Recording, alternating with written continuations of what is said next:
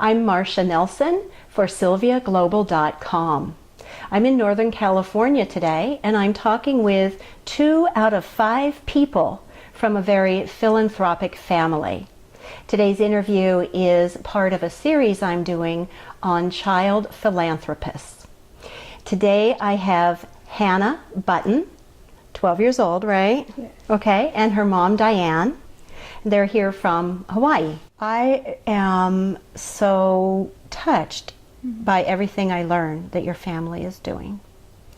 And Hannah said it herself, it's the family unit that keeps it going. That's true. And makes it fun. And so to me that means it started with you and Mark. Because Carly, Jack, and Hannah are a team in themselves, and you and Mark must have created that.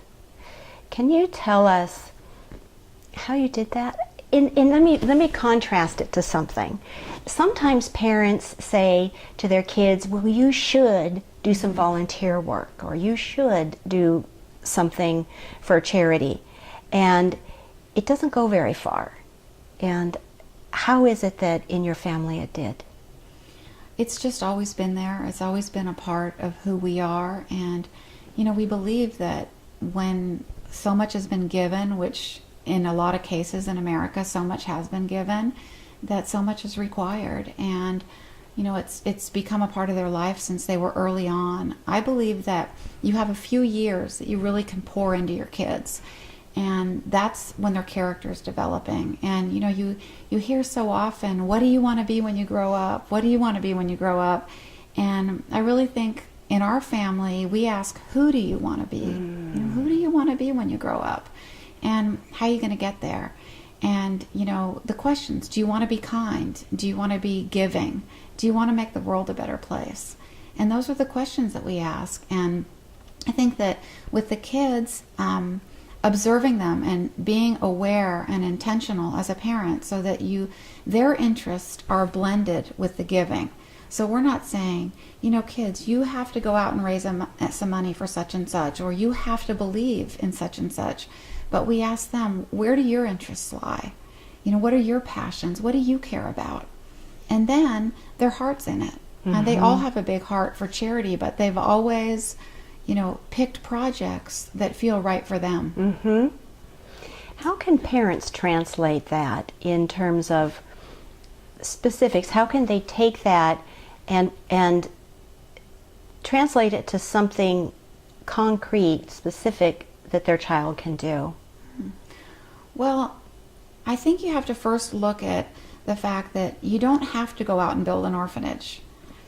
Giving is just one small thing at a time. Even if it's building an orphanage, it's still one small thing at a time. One lemonade stand, one book sold. You know, step by step, the orphanage gets built. So I think if parents look around their own neighborhood and they see that there's a lonely woman down the street with Alzheimer's, or there's a mom that's really overstressed and hasn't gotten a chance to take her dogs out for a walk, or needs somebody to watch her kids while she goes to the grocery store, that's where it starts. It really does. And if you can help your kids see needs, even in your own community to start with, you find that there are needs everywhere. Yeah. It's not just across the world. It's right on your own street, in your own neighborhood, in your own backyard.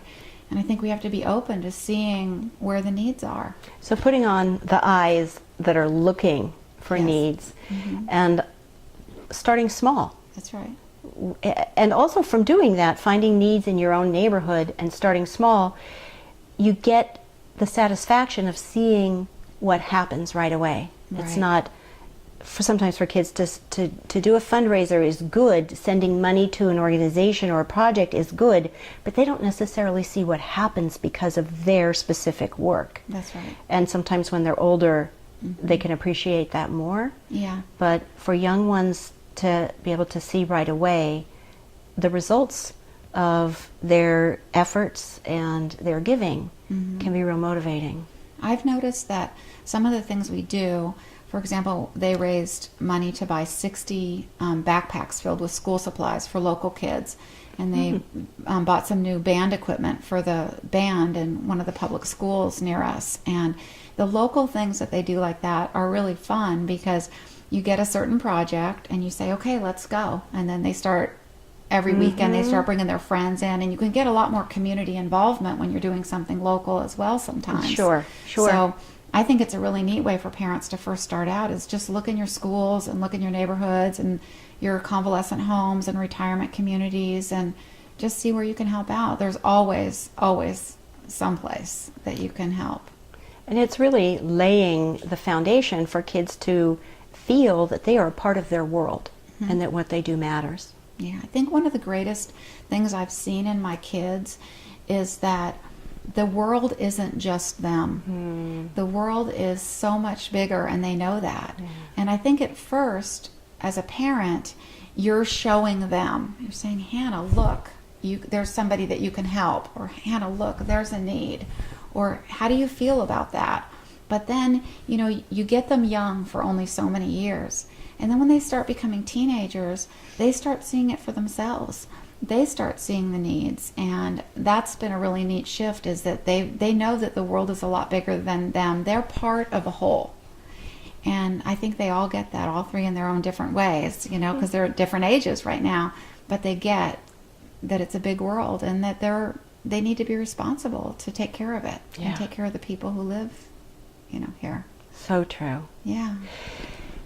I want us to give the website. You have a website for all these little projects that you've mentioned. You have a website that people can go to and see some of the projects you've been doing, seeing that you've been doing and what you're going to be doing, and they can check in, right? They can touch base. Yeah, it's called dreamofabetterworld.org. Dream of a better world. dreamofabetterworld.org. Yes. We'll also put that at the end of the video. And they can get your special delivery cookbook there, or they can go on Amazon.com. We're going to continue talking, you and I, shall we? We'll take a break. We'll come back and I'll talk more with Hannah. And I will also mention that there is going to be an interview in the future with the whole Button family. So that will be coming down the road. Thank you so much, Diane, for sharing all of this with us. And you too, and we will continue. I was really touched by the interview you just saw with Diane and Hannah Button. So I want to remind you, stay tuned. Watch for the next part. Watch it right now. I'm going to be talking with 12-year-old Hannah more in depth about what is at the heart of philanthropy for her. It's going to be a really rich conversation. This is Marcia Nelson for SylviaGlobal.com.